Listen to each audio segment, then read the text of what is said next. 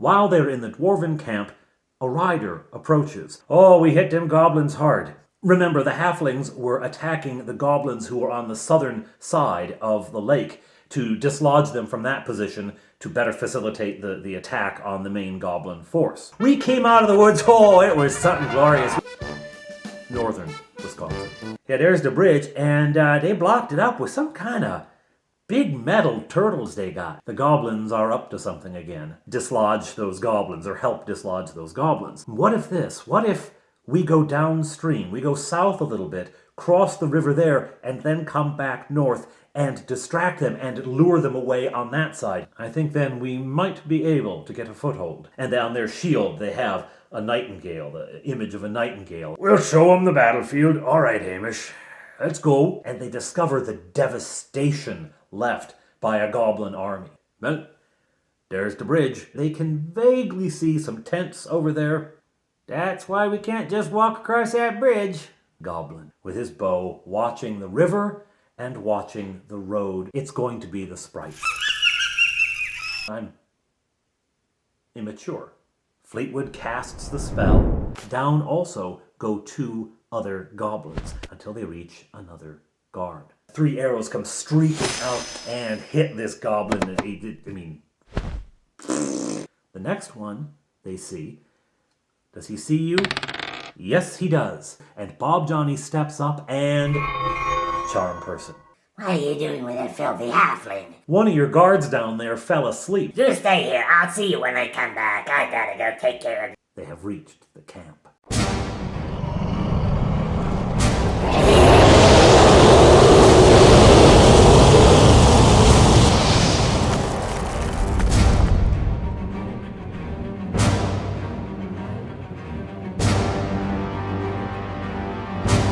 Hello everyone, I'm Father Aaron, and welcome to The Dungeon Minister! Alright, so you just watched the last time on The Dungeon Minister, so I don't have to bring you up to speed.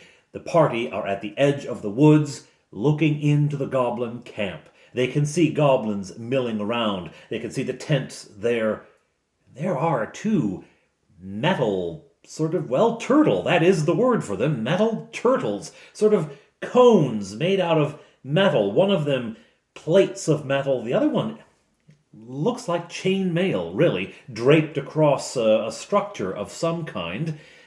So what are they going to do? Well, get them! And they run in, okay? Each of them has some idea what they're doing, but they don't coordinate it beforehand. They just run. So Fowfire, she comes out into to the river side and begins pouring arrows in. That's her game. Bob Johnny rushes in with his great axe, Grasingas! And he brings it down on a tent. He wants to get the tents burning. I'm not sure why, but he starts burning the tents. I guess the idea is to cause chaos. Touchberry seconds this, you know, him and fire. He pulls out one of his little Molotov cocktails and he whips it at a number of goblins. He lights it first and whips it at a number of goblins that have seen them and begin approaching. And that explodes and fire all over, takes out a couple of goblins.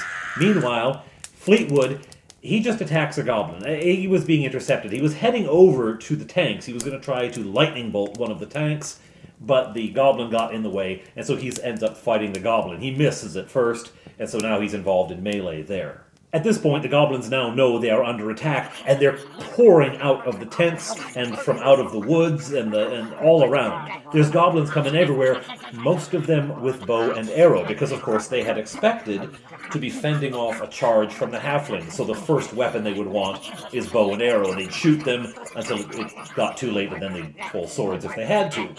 So they're pouring arrows onto our heroes. Each of them is getting at least 5 arrow shots at them every round. So I'm rolling handfuls of d20s, and the damage starts piling up, right? Even goblins, lowly, weakling goblins, given those kind of numbers, they're gonna start hitting. And so it's not long into this battle, but each hero looks like a pincushion, right? Arrows sticking out everywhere. The next thing Bob Johnny does is lightning bolt. He is going to get that one tank, and he says he wants to aim. This is the more chainmail kind of looking one. He wants to aim for the flap in the back, which every time it moves, and it has begun moving forward, jerkily moving forward, every time it moves, a flap in the back sort of moves. And he says, I want to try to get the lightning in there. So, all right. Normally there's not an attack roll with a lightning bolt, but because you're aiming for something that small, make an attack roll. You're going to hit the tank, but let's see if you can hit that target. And what does he roll? By gum, he rolls a 20. So, yeah, much of your lightning goes in. Now, it's a 5-foot wide area of lightning, right? It's sort of a 5-foot cylinder of lightning that comes shooting out. So, you're going to hit, some of your lightning is going to go into that small gap, right? So, all right, he launches it, it comes flying out of his fingertips through the air, sizzling and crackling as it goes. It only has about maybe 30, 40 feet to go, so he has to launch it right from himself. Most of it goes, some of it goes into that hole, but some of it reflects off. The thing about lightning bolt is that when it hits a solid surface, it bounces. Now, it does also work its way around the metal of the tank and electrify the whole tank. And there are screams, horrible to hear, from inside of this tank. But some of the lightning reflects off. And so I look at the tank and where Bob Johnny is, and we lay down a ruler, and okay, where's the reflection, where's the deflection going to happen? It's going to go that way, right into Touchberry and past Touchberry, to faux fire. So measuring it out, yeah, you're both gonna get hit. Roll a saving throw. And they do. And faux fire makes her save. She's fine. She's gonna take half damage, which is 10 points. Touchberry misses his saving throw. So he takes the full 19 points of damage. In addition to arrows sticking in him, suddenly things don't look good for Touchberry. I mean, he was at full health. He's up in the 40s for health. So it's gonna be a while. But that was a massive hit. So his reaction in this round is to hurl another Molotov cocktail at the goblins and to hurl some insults over at Bob Johnny. He didn't mean to. Fleetwood, meanwhile, feels a little ping off of his armor. The other tank has rolled forward, and there's a goblin inside with a blowgun. And unfortunately, it tinks off the armor. It's a good thing, because it's a poisoned dart. Of course, it's a poisoned dart. But Fleetwood now has such crazy good armor with the magic shield and the dragon scale. He's really hard to hit. So, no damage there, and the fight continues. Fleetwood, having seen what happened with Bob Johnny's lightning bolt, decides to play it a little more carefully, and he shoots his lightning bolt at the other tank, which shot at him. This one, though, he makes sure the angle of it is going to go harmlessly. When it ricochets, it's going to go harmlessly out over the lake, which is exactly what happens. Again, screams from that one as the lightning sears into it and heats up the metal and electrifies the metal of the thing. And, there's a bunch of goblins in there touching all of that metal. At this point, the ogre shows up, striding from somewhere in the rear part of the camp, striding forward with rage in his eyes. He comes up, but he can't get to the adventurers right away. He can't get to our heroes because there are these two smoking tanks in the way and some flaming tents off to this side. So he's trying to navigate that. As he does so, of course, arrows are continuing to fly in, and now a group of goblins are coming around for melee, but they also have to get around these tanks, which had been sort of their battering rams. This was their big, strong attack, but now they're sort of stuck, and so they're actually providing an obstacle. So the heroes are on the other side, but they're still getting arrow fire like crazy, and a group of goblins is making its way around to attack. Touchberry sees them coming, and he moves to intercept. All by himself. 7 or 8 goblins. Sure, why not? He's Touchberry. Finally, the ogre pushes the tanks aside, taking a little bit of damage as he does so, just from the heat that is remaining in them. I mean, like 4 hit points or something. Shoves those aside and comes to attack. Bob Johnny fires his magic missiles, and 3 arrows streak into the ogre, and he takes some damage, but it's an ogre, he's pretty big, and so he groans a little bit, but he's in for the attack. Arrows continue to fly and hit faux fire. She is actually now the primary target, because the goblins don't want to hit their ogre, right, as the ogre is close to Fleetwood, and they don't want to hit the other goblins who are now engaging in melee with Touchberry. So she's really getting most of the attacks, and she's trying to return as much fire as she can, but there's only so much one archer can do. Bob Johnny, meanwhile, is stuck, again, between the tanks, one of which has been shoved closer to him, and now 2 burning tents. So he's sort of lying in the bed that he made, and he has to retreat from there back into the woods and around to come and help out. The ogre, who was approaching when Fleetwood shot his last lightning bolt, and so this is the one he associates with all of this trouble, the ogre goes straight for Fleetwood with a great club, swinging it and smashing into him, and he takes a good wallop of damage, all right, sends him sprawling back, but he's still up and he's still ready, and he responds with web. Firing a web, and he says, I want to concentrate it on the torso, the upper body of the ogre. The ogre's too big to cover all of him. And I say, he's going to be able to get out of here in like 2 rounds. It's, yeah, I know, but that's 2 rounds I could use to attack him. So he webs the ogre. The ogre's torso is now covered. The strands just get all over the place and on that club, and he can't move. But his legs are still free, so he tries to kick at Fleetwood. Again, Fleetwood's armor class is pretty good. Even with the ogre being way more powerful than a goblin, his attack roll still doesn't make it. He kicks at Fleetwood, but Fleetwood dodges out of the way. As this is happening, Touchberry is in a fight for his life. He is mobbed by goblins, all right? And he's swinging and slashing at them, and usually hitting. I think once or twice he misses. Most of the time he hits, and when he hits, he's taken him down in 1 hit. I mean, goblins, again, are relatively weak. He's got a magic sword, a good strength bonus, and that kind of stuff. But he's still mobbed with them. There's just so many. He's being picked to bits. Even the goblins, again, with their low likelihood of hitting, even they are making contact. At this point, Foefire begins directing her shots at the mob around Touchberry. And she's trying to hit the ones near the edge because she doesn't want to hit Touchberry. And so I sort of mentally set a line. Because she's aiming toward the outsides of the group, not to the middle where Touchberry is, I say if she rolls anything like an 8 or under, then there will be a chance that she hits Touchberry. But otherwise, she's so far out. I mean, it would really be a poor shot to accidentally swing one into the center. So she does, actually, because she's Foefire. At one point, she does roll under that, and it's like, oh, okay, now there's a chance that you're going to hit. All right, no. It doesn't hit him. It just flies harmlessly past the whole group. Fleetwood, on his next round, delivers a mighty stab into the guts of the ogre, right? And it's reeling. It's not dead yet, but it's not in great shape. And then he breaks and heads for the goblin horde around Touchberry. He now sees the trouble that Touchberry is in, and he's going to help as yet more goblins make their way around the end of the tanks and attack Touchberry. And at this point they say, we are in trouble, where are the halflings? And I have to remind them that every combat round is a mere 6 seconds. It hasn't even been a minute since the attack began. The halflings had to be hidden in the woods, right? Because this had to be a surprise. They were hidden in the woods, a ways back from the river and in from the lake, So they're all hidden in there. By the time they hear this and realize that the attack is on and start, you're going to have at least 3 or 4 minutes before they get here. At least, maybe more like 5 to 10 before they arrive. So you got a bit more fighting to do, guys. All right, so Fleetwood rushes in to help Touchberry. Some of the goblins in that mob see him coming and peel off to attack him. And in the very first moments of it, they hit him.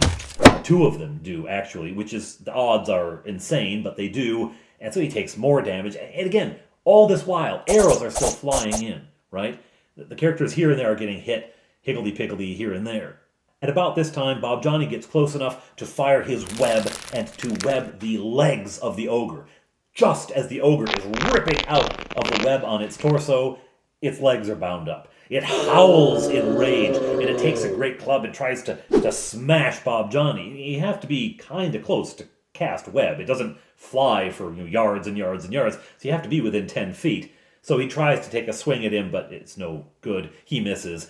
And Bob Johnny then returns with his axe, with a mighty blow, wham, and just fells the guy.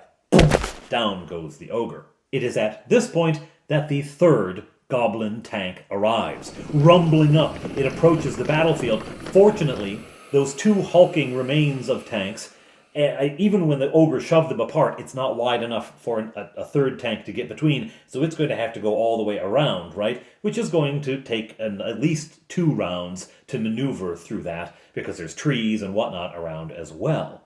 Goblins, however, don't have this problem, and they are pouring in. There's essentially the rump of an army here. They were defeated, they were decimated, lots of goblins died, but there were still a couple of hundred goblins here, right? And so that's way more than this party of 4 can take on, and they are still pouring in from all over the camp. As they hear the noise and they respond to it, they're pouring in, and things are looking pretty bad. Fleetwood, instead of engaging now with these goblins that peeled off of the mob, he sees how things are going. He backpedals out of it. He does a sort of fighting withdrawal, right? And he gets a couple of hits in as he goes. And he pulls back far enough to have some distance. And at the first available opportunity, he casts Phantasmal Force. So, what does he conjure up? What image, what phantasm does he generate in order to stop these goblins, to break up this attack? What does he do? A white dragon. Specifically, Balamorg. Because he has seen Balamorg. They fought him in Cry Wolf, right? And so he conjures up the image of a white dragon, and he has it lift off over the woods and come into the camp. I have the goblins roll morale. A morale roll with a penalty of 3. Because, you may remember, it was a white dragon that drove them from their home. Now, a much bigger white dragon, Morag, Balamorg's mother, but still, any white dragon, once bitten, twice shy. They roll their morale, and they fail miserably. Now, the dragon comes sweeping in. The goblins begin to scatter and run. They're afraid. And just at this moment, horns. And soon, the clattering of hooves on the bridge. Here come the halflings, the cavalry charging across the bridge on their rams, driving the last goblins who were lingering behind, driving them before. Unfortunately, Fleetwood had not told the halflings that a phantasmal dragon was a possibility, and so as they come, the halflings assume that this dragon is working with the goblins, and they pepper it with arrows. Well, as soon as a phantasmal force creature is hit, it vanishes. But by then, enough halflings are on the east side of the bridge that the goblins who see it disappear and realize they've been fooled, they have no ability to hold them back anymore. The charge is on, and it's too late for the goblins. The halflings come streaming through, weaving among all the various tanks and burning bits and bodies, etc., driving all before them. Following the cavalry, of course, is the infantry, and as they go, they peek into that one remaining tank, which is still grinding away and moving around, and they jump in and slaughter everybody inside. Yeah. Kind of grisly, but, well, that's war for you. The halfling army doesn't stick around, a handful of them here and there, but the main body of them move on and move on fast. They have the goblins running now. The goblins are going up this road that goes around to the east side. It's not a big road. Again, it's more of a path, a cart path. But they're going around this road along the east side of the lake, trying to get back to the main body of the goblins up north, and the halflings are trying to stop them. It would be far better to cut them down here than to have them rejoin and strengthen the main body of goblins up north. So they're going to pursue with all their might. This leaves the heroes in the goblin camp. At first they think they're going to follow, but then they decide, no, wait, we're all too banged up. They're very poorly off, again. And so they say, no, we're going to stay here. We're going to stay here. Primarily because there's a tank there, right? 2 of them were fried. They're useless. The bits of it are melted, etc.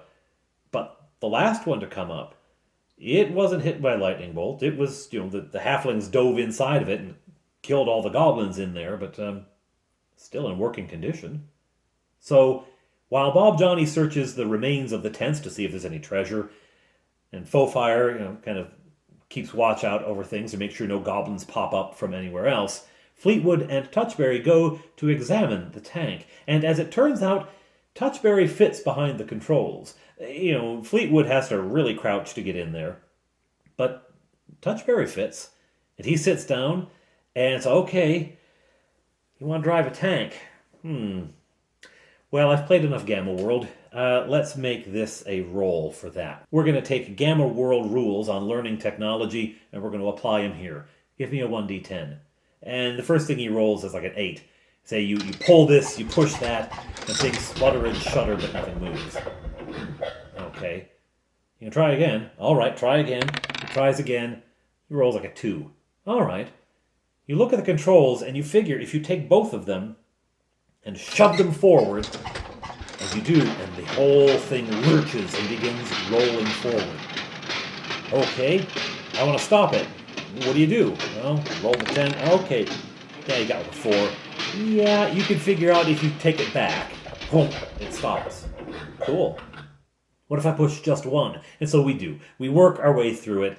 I don't get too dogmatic about every roll because we're at the end of the session by now. But he figures out that if he pushes this one, the tank goes that way. If he pushes this one, the tank goes that way. Both of them, it goes forward. Both of them back, it goes in reverse. One back, you've all had a remote control car, I imagine. It's kind of like that. Meanwhile, Bob Johnny has uncovered a little bit of treasure here and there, and they actually decide in the end, you know what, we'll just leave this. Let the Halfling army pick through it. They've done the majority of the fighting. They did all of the fighting on the west side. They're taking care of the rest of the army right now, hopefully. So we'll let them have any treasure that we find here. But that tank, that could come in useful.